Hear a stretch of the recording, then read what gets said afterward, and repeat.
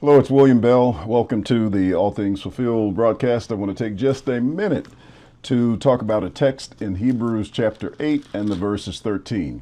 The reason I want to talk about this is because it appears that people are having a problem understanding when the old covenant passed away and the consummation and inauguration of the new covenant began. Now, we do know that the Bible teaches that Christ died on the cross. It also teaches that his suffering ended at that point, and we have a text like John 19 and verse 30 that says that it is finished. Now, some people conclude that because the Bible says it is finished, that Jesus was referring to everything in the old covenant. That is not true. Certainly, the people who claim that, many of them are futurists, and so they are still waiting on some prophecies in the Old Testament to be fulfilled. So they couldn't be believing that, at least not consistently and logically, accepting the fact that all things were fulfilled when Jesus said it is finished. What he was referring to in John 19:30 was his suffering. And at the time he makes the statement, as my good friend Don Preston says, he wasn't even dead. So that couldn't be the case. But the Bible talks about the suffering of Christ being fulfilled at the cross. Now, there were other prophecies that had to be fulfilled, which means that the old covenant couldn't pass away until all of those things took place. But we have some people who have some difficulty with that. So what I want to do is look at Hebrews chapter 8 and verse 13. This is a passage that we need to notice. And by the way, I'm going to look at two passages here in this chapter. Now, when we start in chapter 8, beginning in verse 1 through 4, I want you to note something. It says, "Now this is the main point of the things which we are saying. We have such a high priest who is seated at the right hand of the majesty in the heavens, or of the throne of the majesty in the heavens, a minister of the sanctuary and of the true tabernacle which the Lord pitched and not man." Notice verses 3 and 4. "For every high priest is appointed to offer both gifts and sacrifices. Therefore, it is necessary that this one also have something to offer." Now that's referring to Christ.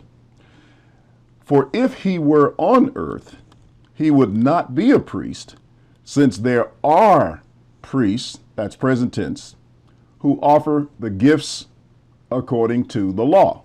What are they doing? That's the Levitical priesthood, and they are offering the gifts according to the law.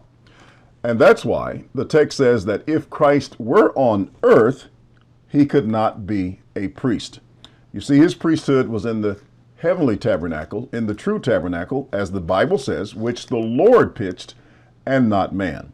And that's why, even because he was from a different tribe, he was able to offer the sacrifices. Now, his ministry was in a new covenant, a different covenant.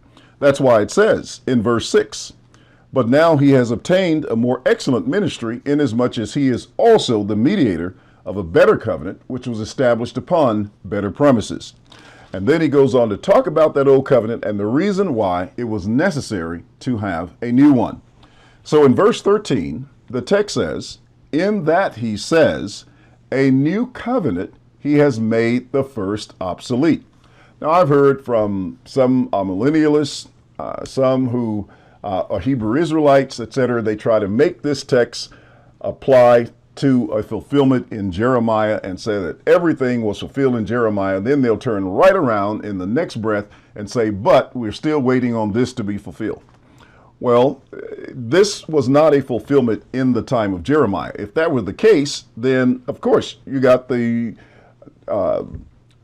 old covenant fulfilled before it even gets to the cross, and then you have the New Testament implemented some 600 years during the time of Jeremiah. That doesn't work. In verse 13, again, in that he says, a new covenant, he has made the first obsolete. That means that it's wearing out. It's losing its usefulness. That has become obsolete. It's ready to be replaced. And so the next phrase says, now. You see that word N-O-W. So important when you're talking about things that relate to the end time. the word now is used so very many times. The Greek word noon, I believe, is the term, but it's used so many times in the New Testament, and people just read over it like it isn't there. See, he didn't say in the time of Jeremiah. What he said was now, N-O-W, now, meaning at the time that this text was written, he's referring to that time in the first century. Now, what is becoming obsolete? So do you see how he further clarifies the statement when he says a new covenant, he has made the first obsolete? What is it that made the first covenant, the old covenant, obsolete? It was the new covenant. So if you're going to say the new covenant, or the started back in Jeremiah's day, or that this text refers to Jeremiah's day, then you have to have the new covenant back in Jeremiah's day, and that's not going to work. Because Jesus said when he died on the cross, and prior to his death, just prior to at the Last Supper, he said, "This cup is the New Testament in my blood, which was shed for many for the remission of sins." So it wasn't something that happened in the time of Jeremiah. Jesus wasn't living in the time of Jeremiah, but he was there in the first century with the apostles when he said, "This cup is the New Testament in my blood, which is shed for many for the remission of sins." And thus, when the text says, now what is becoming obsolete, we have to pay attention to the words. That's a participle. Now what is becoming, it's in the process of becoming obsolete and growing old. I mean, look, go back. I've been doing these videos on YouTube since the year 2007. It is now 2022. I mean, that's 15 years at least that I've been doing these videos on YouTube. Look at me then and look at me now. I am growing old. I am becoming obsolete, but I'm not gone yet. And that's the meaning of the text. The old covenant, called the old man, was growing old and becoming obsolete, but it had not yet become obsolete at the time the text was written. It says, now what is becoming obsolete and growing old is ready to vanish away, is at hand to vanish away. Now, for those Hebrew Israelites out there who want to take the passage and they try to read it correctly, like Sakari and some of the rest of them, they try to read and say, you see, it didn't say that it had passed away. It said it was ready to vanish away. Well, do you understand the word that he's using? It's the word at hand, ingus. It was very near to vanishing away. So it wasn't going to take 2,000 years for that to happen. Your very admission that it was ready to vanish away is an admission that it occurred in the first century. Otherwise, it would not have been at hand to vanish. So you acknowledge the reading of the text, you just don't apply it correctly. And so the text says it was at hand to vanish away. That means it was very near. And thus it shows two things. Number one, that the old covenant had not passed at the cross. And number two, that the passing of the old covenant was very near at the time the book of Hebrews was written. That was around AD 64.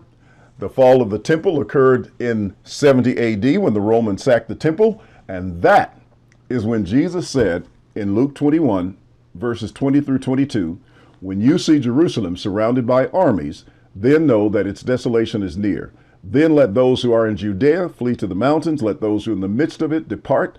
And let not those who are in the countries enter it, for these are the days of vengeance, that all things which are written may be fulfilled.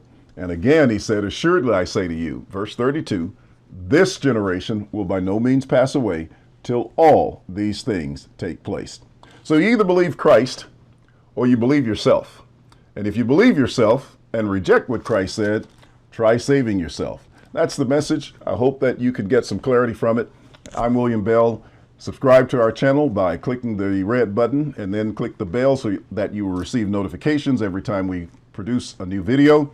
And we encourage you to go over to our website and check out the information we have there, as well as our mobile app that you can download from the Google Play Store. Thank you, and we'll see you in the next video.